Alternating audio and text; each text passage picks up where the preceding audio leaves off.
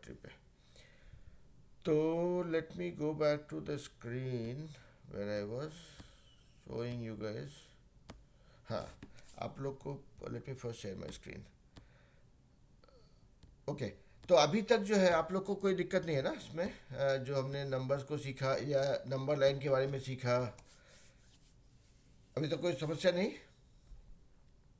No sir, no वे sir. Very nice.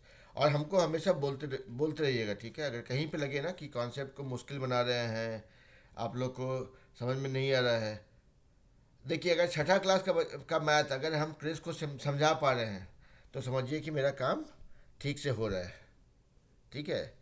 अगर Chris को नहीं समझा पा रहे हैं तो क्रिस जो है मेरे गुरु हैं यहाँ पे है, क्रिस बताएं कि हम सही पढ़ा रहे हैं कि नहीं, ठीक है? तो क्रिस बेटा आप बताते रहेंगे मुझे कि सर ये वाला मुश्किल हो गया, हमको समझ में आया कि नहीं आया। अगर पांचवा क्लास का बच्चा को छठा क्लास का मैथ समझ में आ रहा है तो मतलब हम ठीक से पढ़ा रहे हैं फिर, ठीक है? क्रिस क्या बोलते हैं?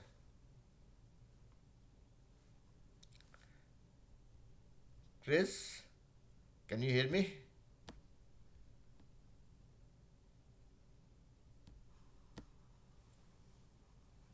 हाँ, तो क्रिस आप बताइएगा, आपको अगर जब भी लगेगा ना कि कुछ समझ में नहीं आ रहा है तो हमको एकदम रोकिएगा कि सर ये वाला समझ नहीं आया, ठीक है? Okay sir. ओके, चलिए तो अभी जो है हम लोग will go to basic geometry. Will start with basic geometry. तो ज्योमेट्री होता क्या है? ज्योमेट्री या ज्यामिति हिंदी में बोलते हैं, व्हाट इज दैट? इसमें do you know what is Greek? यूनानी बोलते हैं, यूनानी सभ्यता, यूनानी संस्कृति, यूनान का ये लोग जो थे ना, ये लोग आकर के भारत जो सोने की चिड़िया हुआ करता था, राइट? अभी भी होगा, बहुत लोग के पास सोना तो बहुत लोगों के पास है, लेकिन तभी और भी अमीर हुआ करता था। मतलब अब मंदिर देखें, कहीं भी देखें, पूरा पूरा दुनिया का लोगों का नज़र था भारत के ऊपर। लोग आते थे और जो है भारत के मंदिरों को, जो धर्म स्थान होते थे, लोगों को, राजा महाराजा सबको लूटते थे ताकि यहाँ से ढेर सारा गोल्ड लेके जा पाए, ठीक है? आप लोगों ने सुना होगा कि कितने तरह के इन्वेडर्स, और क्या बोलते हैं उनको, उनको बोलते हैं हिंदी में, हिंदी में ऐसे तो लुटेरा बोलेंगे, लेकिन और भी बोलता आक्रमणकारी, ऐसे कुछ, ठीक है? तो वो लोग आकर के इंडिया में हमारा जो वेल्थ था, जो भारत को जो सोने की चिड़िया बोलते थे पुराने ज़माने में, उसको लोग लूटते थे हर कोई। तो उसमें से एक था, एक कंट्री था जहाँ के लोग बहुत ज़्यादा आते थे, that was called Greek. Hindi में उसको यूनानी बोलते हैं, ठीक है? तो ग्रीक ग्रीक जो है, इन लोगों का काफ़ी कंट्रीब्यूशन है मैथ में, ठीक है? That is why I started talking about Greek, ठीक है? तो दे दे they kind of know, they are also they also have a great contribution when it comes to some of the concepts of math. तो अगर आप देखेंगे ना, geometry जो है आपका, that is made of two small Greek words, ठीक है? Geo and metron. तो जियो का मतलब होता है एरिया, और मेट्रॉन का मतलब होता है मापना या मेजर करना, ठीक है? तो ये बदमाश लोग जो हमको लूटने के लिए आए थे वहाँ से, ग्रीक से, यूनान से, उन्होंने हमको ज्योमेट्री का एक एक वर्ड दिया एक्चुअली, समझे? तो अब बाकी मैथ कितना है उसमें तो बहुत कुछ हमारा खुद का इंडिया का ही है। मैथ में इंडिया से ज़्यादा पावरफुल कंट्री कोई है नहीं, लेकिन जो ज्योमेट्री वर्ड है वो वहाँ से ओरिजिनेट हुआ, ठीक है? सो फar सो गुड। आप लोग साथ हो मेरे?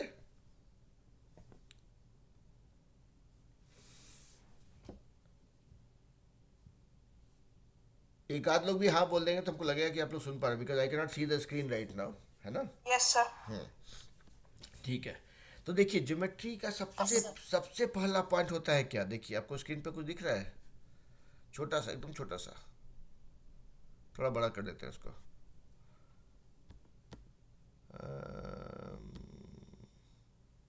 चलिए थोड़ा और बड़ा कर देते हैं। कुछ दिख रहा है ये? और सर्कल सर। हाँ सर्कल है ना। तो इसको अगर हम बहुत बहुत ही महीन कर देंगे, बहुत छोटा कर देंगे एकदम, ठीक है, that is what is called a point. ठीक है, मतलब ज्योमेट्री में जो सबसे छोटा, सबसे मतलब सबसे मिनिस्क्यूल चीज अगर कुछ सोच सकते हैं वो है पॉइंट। वो अपने आप में एक ज्योमेट्रिकल नो शेप है, एक ज्यामितिक क्या बोलते हैं, एक आकृति है, लेकिन उसको आप मेजर नहीं कर सकते। ठीक है, तो that is what is a point. और पॉइंट से ही मामला सारा शुरू होता है। अब देखिए पॉइंट था, अभी ये कर दिए, क्या हो गया?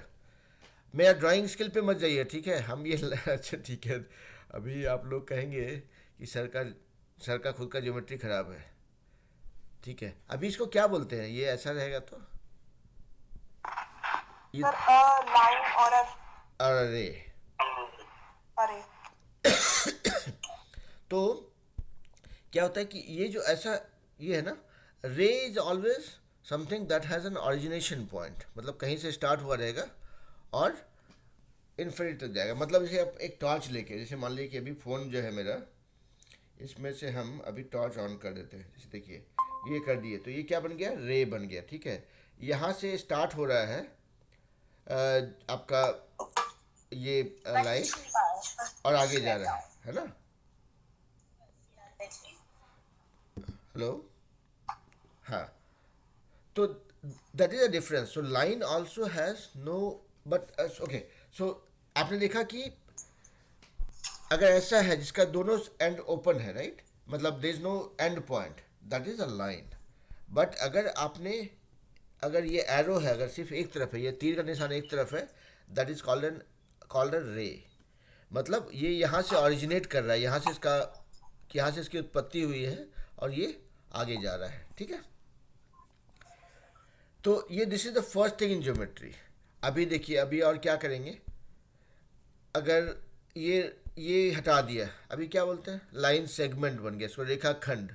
मतलब अगर पूरा एरो है तो मतलब इंडिफिनिट तक जा रहा है, मतलब अनंत तक जा रहा है वो, तो हो गया रेखा। अगर नहीं है तो खंड हो गया, उसका टुकड़ा हो गया, है ना हिंदी में। ठीक है, रेखाखंड या लाइन सेगमेंट इसको बोलेंगे। ठीक है, अभी देखिए इसके बाद भी अगर और भी कुछ करना है अगर, तो ये हो गया लाइन, आपने सीख लिया, रे आप समझ गए, राइट। अभी अगर दो दो रेज ऐसे एक दूसरे से टकराते हैं, हाँ? Sir intersecting lines. Intersecting lines, या इसको हिंदी में बोलते हैं प्रतिच्छेदी रेखाएं। अब हिंदी जानना जरूरी है कि जो बच्चे हिंदी मीडियम से पढ़ रहे हैं उनको जवाब हिंदी मीडियम में ही करना पड़ेगा। तो that is why I am kind of repeating both the things, okay.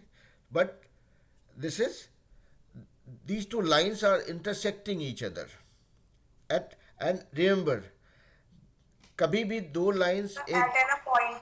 at a point, right? And remember another thing is, it, two lines can never intersect twice. Maximum they can intersect is once. ठीक है, मतलब अगर दो line, कितना भी बुद्धि लगा लीजिए, ठीक है, अगर आप दो लाइन को, लाइन मतलब स्ट्रेट लाइन हम बोल रहे हैं, उसको अगर दो बार एक दूसरे को क्रॉस करा दीजिएगा, तो समझिए वो हो गया आपका, मतलब पैरेलल लाइन। हाँ, हाँ, नहीं नहीं, हम बोल रहे हैं कि अगर दो लाइन कभी एक दूसरे को एक जगह से एक से ज़्यादा पॉइंट पे इंटरसेक्ट कर लिया, दैट्स एन इम्पॉसिबल इवेंट, कभी नहीं हो सकता वो। ठीक है, maximum they can intersect is once, है ना, सिर्फ एक बार ही प्रतिच्छेद कर सकते हैं। तो अभी देखिए यहाँ पे और भी सीखते हैं उसको, कि भाई आपका दो लाइन है ये, है ना, दिस इज इंटरसेक्टिंग हियर। तो जब लाइंस इंटरसेक्ट करते हैं तो they make angle, they intersect at an angle, Hindi में बोलते हैं कोण। ठीक है, तो ये अभी यहाँ पे अब क्रिस से पूछते हैं। अब Chris is going to be my जज, he will only tell me if I am teaching it correct और नॉट। तो क्रिस बताइए, अभी तक जो बताया मैंने, पॉइंट, लाइन, लाइन सेगमेंट और एंगल, इसमें कोई Sir, दिक्कत?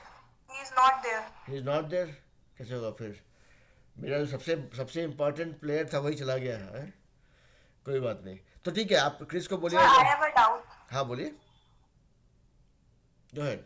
Sir, you have made it two lines. Can you back it? Baked मतलब? सर आप पीछे कर सकते हैं कि थोड़ा सा।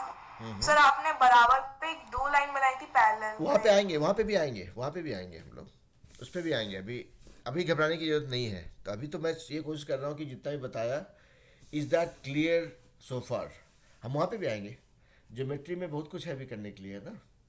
ठीक है, तो just hold it for may be 2 more minutes, हम लोग वहाँ पे आ जाएंगे, है ना?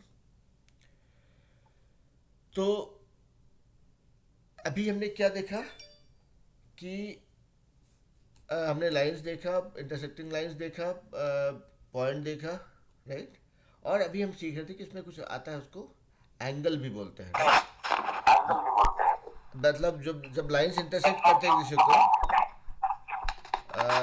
One one of you have to go on mute actually. हाँ, तो देखिए, when the lines intersect each other, जब एक दूसरे को काटती हैं तो वो एक एंगल पे काटती हैं एक दूसरे को। और एक एक उनके बीच में एक इंक्लिनेशन होता है, दैट इज कॉल्ड एंगल। उनके बीच का ये दूरी को मेजर करने के लिए। यहाँ पे देखिए ये दूरी कम है, यहाँ पे दूरी बढ़ते जा रही है, ये बढ़ते जा रही है, तो एंगल नहीं बढ़ता। तो angle angle is nothing but the inclination between two lines, that doesn't change.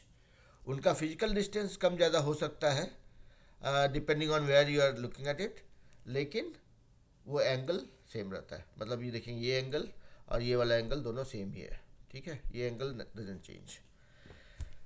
तो अब जो है, अगर लाइन्स एक दूसरे को इंटरसेक्ट कर रही है तो एंगल बन गया, नहीं करेंगे तो क्या बनेगा? That is what Veer was trying to ask me, ठीक है? तो वो होता है, उसको बोलते हैं, उसको भी हम लोग डिपिक्ट कर लेते हैं पहले, कि भाई ये जो है, ये लाइन जो है, ये कितना भी आगे कितना भी पीछे ले जाइए, दे विल नॉट इंटरसेक्ट। मतलब उनके बीच की दूरी जो है ये वाली, this will remain the same, ठीक है? This is called parallel lines. हम लोग छोटे थे ना, तो हम लोग बताया था कि दो पैरेलल लाइंस जो होती हैं वो अनंत पे जाके मिलती हैं, ठीक है? मतलब इन्फिनिटी पे, सीधे शब्दों में नहीं मिलती, ठीक है? तो क्लियर है यहाँ पे पैरेलल लाइंस क्या है? Yes sir. तो अगर हम लोग सॉरी, अगर हम लोग दो लाइंस का बात कर रहे हैं जो कहीं नहीं मिलती हैं, आई मीन दो लाइन सेगमेंट्स यहाँ पे बोलेंगे, अगर हम इनको ज्वाइन कर दें ऐसे स्ट्रेट लाइन से, तो क्या बन गया ये? Sir rectangle. रेक्टेंगल। इसको हम लोग बोलते हैं, रेक्टेंगल बोल सकते हैं। अभी तो ये शेप उतना क्लियर नहीं है, उतना अच्छा शेप हम बनाए नहीं, अगर बनाते तो शायद से रेक्टेंगल हो सकता है, पैरेललोग्राम हो सकता है, स्क्वायर हो सकता है ना, राम्बस हो सकता है। तो will come to that. Basically वो सब शेप के बारे में हम लोग भी बात करेंगे फिर, ठीक है? तो बेसिकली आप देखेंगे अगर तो मेरा एक I am just trying to make sure that I am not missing anything important, no, from a syllabus point of view, so that's why I am kind of just referring to something, okay? तो अभी के लिए इतना ही मान के चलिए कि जो भी दो पैरेलल लाइंस को हम लोग जो ज्वाइन करा देते हैं with to more parallel lines, ठीक है, दैट मेक्स इट पैरेललोग्राम या चतुर्भुज। अभी के लिए इसको चतुर्भुज रखिए, ठीक है? या सो दैट इज चतुर्भुज। हिंदी में इसलिए बोलते हैं, इसमें चार लाइंस होते हैं, इसलिए नहीं कि वो बहुत चतुर होता है, ठीक है? तो this has 4 lines, that is why it's called this thing, या रेक्टेंगल हिंदी इंग्लिश में, ठीक है? इसमें बहुत सारा टाइप होता है, will come to that and will learn it, but आज के क्लास में नहीं। Will when we go deeper into it that is when we learn it, ठीक है। तो अभी देखिए, ये तो हम लोग अभी तक स्ट्रेट लाइंस की बात कर रहे थे। अब जो हम बना रहे थे वो स्ट्रेट लाइन नहीं था, राइट, थोड़ा बहुत तो अड़ा टेढ़ा था। हम तो आप लोगों को बोले कि एज्यूम कर लीजिए कि that is straight line. Now if I draw it like this, what is this? It's a curve. Curve. और इसमें भी क्या कर सकते हैं, अब ये जैसे कि ये ओपन कर्व है, राइट। अभी मान लीजिए ये कर्व को ऐसे, मतलब सो कर्व को अगर देखा जाए, मतलब कहीं पे डेफिनेशन लिखने नहीं बोलता है, लेकिन समझने के लिए देखिए कि anything that you can draw without lifting your pen, which is not a straight line, not a straight line, that is curve, है ना। ऐसी कोई भी आकृति आप बनाते हैं जहाँ पे आप बिना पेन को उठाए करते हैं, and then it is not, जो कि सीधी रेखा नहीं है, दैट इज अ कर्व। अब इसमें बहुत सा चीज़ होगा। अब ये दिस इज ओपन कर्व, अभी इसमें कुछ तो है नहीं जानने के लिए, मतलब आसान चीज़ है। अभी इसको क्लोज ज्वाइन करा दीजिए, जहाँ से शुरू किए तो वहाँ पहुँच गए, क्या हो गया, क्लोज कर्व, है ना। तो जब इसमें जब ये कर्व ये क्लोज होता है ना, तो इसका इसको अलग अलग चीज़, इसका पिदन ऑब्वियसली हम लोग जानते हैं। अब ये इंटीरियर डिजाइनिंग जानते हैं। इंटीरियर डिजाइनिंग क्या होता है? इंटीरियर मतलब जो अंदर का डिज़ाइन करना होता है। बोलते हैं ना कि आप लोग सुनेंगे पापा में से कि इंटीरियर डिजाइनिंग कर लेते हैं। इंटीरियर मतलब अंदर का।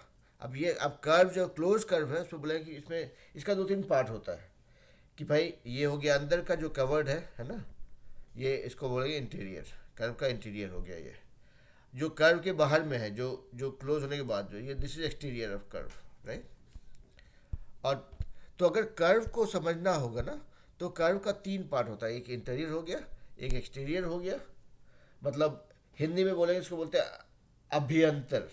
अब हमको भी याद नहीं था, हम कल कल पढ़े हैं कि भाई हिंदी वाले बच्चों के लिए, हम भी जब छोटे थे तो हम हिंदी में ही पढ़े थे, लेकिन याद तो हम नहीं है, हो गया बहुत टाइम ना। तो हम देखें कि भाई वर्ड क्या है, तो उसमें बोलते हैं इसको अभ्यंतर बोलते हैं। तो हर एक कर्व का तीन पार्ट होता है जो हमको जानना चाहिए, कि भाई एक तो उसका जो ये जो लाइन है उसको बोलेंगे बाउंड्री, है ना, या सीमा हिंदी में। दूसरा बोलेंगे जो अंदर है इसके, और दूसरी सा हो गया बाहर में। तो ये हो गया इंटीरियर, ये एक्सटीरियर मतलब अभ्यंतर, और बहिर्भाग मतलब बाहर का हिस्सा, और ये हो गया आपका बाउंड्री या परिसीमा, ठीक है।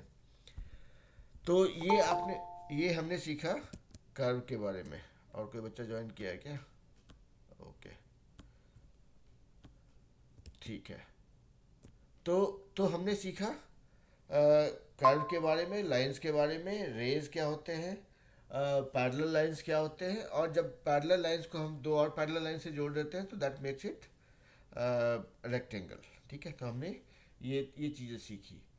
अभी अब जो है, और भी कोई आ गए? ओके, ठीक है। तो देखेंगे अभी हमने जो भी सीखा, जो बच्चे अभी लेट से ज्वाइन किए हैं, ये क्लास अभी 10 मिनट में ख़त्म हो जाएगा, तो जो लोग भी लेट से ज्वाइन किए हैं वो लोग जाकर के यूट्यूब में जाकर के वीडियो देख लीजिएगा। I have try to make it simple. आप लोग एक बार सुनेंगे, देखेंगे, फॉलो करेंगे तो समझ में आ जाएगा। नहीं आता तो अगले क्लास में पूछ लीजिएगा, ठीक है। और जो लोग भी लेट से ज्वाइन किए उन लोग से यही रिक्वेस्ट है कि आगे से कोशिश कीजिए कि 5 बजे तक ज्वाइन कर लीजिए, ताकि आपका छूटे नहीं क्लास। और कुछ पूछना हो तो वहीं पे आप पूछ सकें, नहीं तो क्या होगा, अगले क्लास तक आपको वेट करना पड़ेगा, है ना। ठीक है, चलिए तो आगे बढ़ते हैं। तो हमने आज बेसिक ज्योमेट्री सीखा, नंबर सीखा, होल नंबर क्या होता है, नेचुरल नंबर क्या होता है, या पूर्ण संख्या क्या होती है, प्राकृतिक संख्या क्या होती है, वो हमने सीखा। वो सब कुछ वीडियो में आप लोग को दिख जाएगा, वापस जाएंगे तो। अभी हम लोग बेसिक ज्योमेट्री कर रहे हैं, जो कि बेसिकली हमने स्टार्ट किया पॉइंट से, बिंदु से स्टार्ट किया, बिंदु के बाद में रेखा, रेखा के बाद में कोण, एंगल, फिर जो है पैरेलल लाइंस क्या होता है, और समांतर रेखा इसको बोलते हैं। और तो देखिए इसमें याद रखिएगा कि दो दो तो चीज़ जो है आपका, तो बॉलीवुड की हीरोइन लोग का नाम है, ठीक है, पुरानी हीरोइन जो है। एक बिंदु वो भी एक हीरोइन थी, और रेखा वो भी हीरोइन थी, आप लोग सुने होंगे, जानते भी होंगे, ठीक है। तो बिंदु और रेखा को भूलिएगा मत, उससे याद रखने में आसानी होगी। और सब कुछ का ऑन अ सीरियस नोट, वो सब कुछ वहाँ से स्टार्ट हुआ है। मतलब आप समझिए कि अगर बिंदु नहीं होता और रेखा नहीं होती तो आपका ज्योमेट्री नहीं होता। ठीक है, तो बॉलीवुड का भी बहुत योगदान है आपके ज्योमेट्री सीखने में, तो ध्यान रखिए उस चीज़ को है। तो बाकी जो हमने देखा लाइंस का, पॉइंट का, पैरेलल लाइंस क्या होता है, एंगल्स क्या होते हैं। अभी आते हैं multiple sided no geometric shapes. ठीक है, और उसको अगर हिंदी में कहेंगे तो बोलते हैं बहुभुज। मतलब भुज, भुज क्या होता है, भुजा, भुजा से बनता है भुज। ठीक है, भुजा मतलब अ, जैसे कि साइड, जैसे कि ऐसे ऐसे दिखें तो भुजा मतलब तो आपका ये मसल जो होता है ना हाथ का, ये दिखेंगे, ये है ऐसे ना, तो ये दो लाइन है ऐसे, इसको ये भुजा बोलते हैं उसको। ठीक है, तो वैसे ही बोलते हैं मेरी भुजाओं में बहुत दम है, मतलब मेरे हाथों में बहुत दम है, ऐसा बोलते थे पुराने ज़माने में लोग। तो जैसे भी एक से ज़्यादा लाइन है वो, ये लाइन, इसको इसको आप समझ लीजिए साइड्स जो है ना, उसको हिंदी में भुजा बुलाते हैं। ठीक है, तो जितने साइड्स होंगे किसी ज्योमेट्रिक शेप में, जिस कोई ज्यामितीय रचना जो है उसमें, उसको बोलेंगे उतनी भुजाएं हैं उसमें। तो अब जैसे मान लीजिए कि ये, इसमें क्या हो गया, तीन साइड हो गया, तीन भुजाएं हो गए।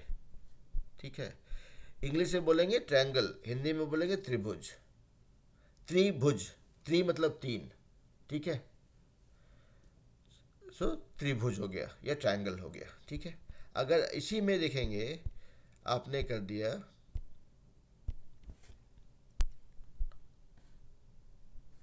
ठीक है, ये क्या बन गया, फोर साइड्स, चार साइड्स हो गए इसमें, राइट। तो हिंदी में हिंदी में बोलेंगे चतुर्भुज, मतलब चार भुजाएं हैं। इंग्लिश में बोलेंगे स्क्वायर। स्क्वायर। नहीं, square actually, square is not a generic term. Square is a very specific no, quadrilateral. Quadrilateral, correct, that is the right word. तो क्वाड्रिलैटरल मतलब लैटरल जो होता है वो, that is equivalent to no, जो भुजा बोलते हैं हिंदी में, तो वो हो गया क्वाड्रिल, इसलिए क्वाड्रिलैटरल इसको बुलाते हैं, चतुर्भुज हिंदी में। अभी देखिए, मान लीजिए कि इसको चार को, अभी इसमें एक और भुजा डाल देते हैं, एक और हाथ डाल देते हैं,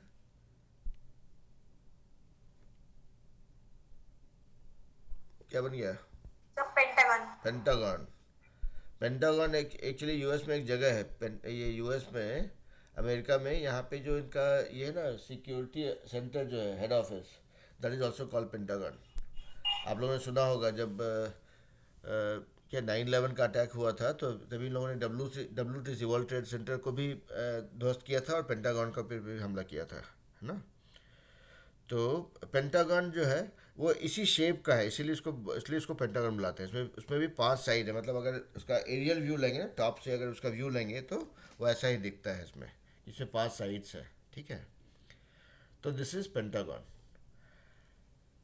तो हिंदी में बोलेंगे पंचकोण। इसमें एक्चुअली पांच, देखेंगे पांच कोण है, ये एंगल्स है। ठीक है, इसीलिए जो है इसको पंचकोण बोलते हैं। अब एक इंटरेस्टिंग चीज देखिएगा आप लोग, जितना साइड उतना एंगल, जितनी भुजाएं उतने कोण हिंदी में। ठीक है, अब कैसे, हम लोग यहाँ पे सारे क्लोज शेप की बात करें, हम लोग कुछ ओपन शेप की बात नहीं कर रहे हैं। ठीक है, हम लोग इसकी बात नहीं कर रहे हैं, हम लोग ऐसे शेप्स की बात कर रहे हैं, ऐसे ऐसी आकृतियों की बात कर रहे हैं जो कि क्लोज्ड है, जो बंद है। अब देखिए यहाँ पे तीन भुजा, तीन साइड्स, थ्री एंगल्स, आप लोग जानते होंगे बट फिर भी हम बता दे रहे हैं एक बार। और वीर, आप जो है एक बार क्रिस को दिखाइए, आप बोलिएगा कि हम जो बताएं उसको उनको समझ में आया कि नहीं। ठीक है, उनके काम का लगा कि नहीं उनको। हम चाहते हैं कि छोटे बच्चे अगर इस कॉन्सेप्ट को समझ गए तो बड़े लोग तो खेलते खेलते सीख जाएंगे, है ना। ठीक है, अब ये फोर साइड्स हो गया, तो यहाँ पे देखिए फोर कोन्स भी बनते हैं। ये हमेशा याद रखिए, जितने साइड्स उतने कोन, उतने एंगल्स, है ना। तो अभी पेंटागन देख लिया आपने, अभी एक और देख लेते हैं, उसके बाद बोलेंगे भाई हो गया पढ़ाई आज का। आप लोग शाम में खेलने का टाइम में खेलते कूदते हैं या खाली पढ़ाई करते हैं? बाहर जाके खेल कूद भी करना जरूरी है ना। तो देखिए ये हो गया, छः साइड्स हो गए। ठीक है, इसको बोलते हैं हेक्सागन, हेक्सागन। है ना। तो आज के लिए हेक्सागन तक पे ही रुक जाएंगे हम लोग, क्या है कि मतलब ये सब जो है ना, जैसे क्या होगा कि अभी आपको हम जितना भी बोलेंगे, पढ़ेंगे, लिखेंगे, याद करेंगे, और क्या होगा, यूज़ नहीं करेंगे तो सब कुछ गायब। तो इसीलिए सबसे इम्पॉर्टेंट होता है कि आप जो भी पढ़िए उसका यूज़ कितना कर रहे हैं, उसका प्रैक्टिस कितना कर रहे हैं, और जितना प्रैक्टिस कर रहे हैं उतना उसका उसके साथ आपका कंफर्ट बनता जाएगा, फिर आपको याद नहीं करना पड़ेगा। आज मेरा जैसे कि अभी देखिए मेरा, अब हम लोग जो है, let me stop sharing first. हाँ, आदर्श बेटा बोलिए, what do you want to share? Sir, what is the area of triangle and parallelogram? तो we have not started with that yet, will come to that, okay. तो वो seventh grade में हम लोग आ जाएंगे उस पर, और आई will make it look like a cake walk for you. अभी आप सिर्फ ध्यान रखिए कि आप जो है कॉन्सेप्ट समझ लीजिए, अभी शेप्स क्या होते हैं, कैसे होते हैं, कितने तरह के होते हैं। I will come to that and remember, no, believe me, once I explain the, no, the trick for calculating area, you will never ever forget, ठीक है। Yes, sir. थोड़ा सा सिर्फ आप पेशेंस रखिए, I will make sure that, no, I explain this in a very simple way, ठीक है। Yes, sir. तो चलिए फिर आप, हम लोग यहीं पे विदा लेने का समय आ गया है। आप लोग जाके थोड़ा शाम का समय खेल कूद लीजिए, थोड़ा फिट रहेंगे तो ज़्यादा अच्छा रहेगा, है ना। और वीडियो जो है उसको देख लीजिएगा, तो उससे आपको रिवीजन करने में आसानी होगी। आपके जो दोस्त ज्वाइन नहीं कर पाए उनको भी बोलिएगा देख लेने के लिए, उससे उनका रिवीजन में, उनको उस कॉन्सेप्ट को ग्रास्प करने में ईजी होगा। और please make sure that you are giving me feedback, okay. मतलब कहीं पे लगा कि ये वाला कॉन्सेप्ट मज़ा नहीं आया, तो डोंट जस्ट नो से ओके, टेल मी कि हाँ सर ये वाला कॉन्सेप्ट समझ नहीं आता, थोड़ा समझा दीजिए, या आपने ठीक से नहीं समझाया, I am okay with that. I see my approach is this, whatever I teach I want to make sure कि हर एक बच्चे को, मतलब सातवां का मैथ अगर पाँचवें के बच्चे को समझ में आता है ना, तो समझिए कि मैं ठीक से पढ़ा रहा हूँ। तो I will keep on fine tuning my style of teaching. मैं कोशिश करूँगा कि मैं इतना आसान तरीके में समझाऊँ, कुछ उदाहरण के साथ बताऊँ, कुछ रियल टाइम एग्जाम्पल के साथ, ताकि so that you can relate and learn from it, ठीक है। ऑल राइट, चलिए फिर will connect again tomorrow same time. Take care बच्चों, Thank you, sir. चलिए बाय बाय।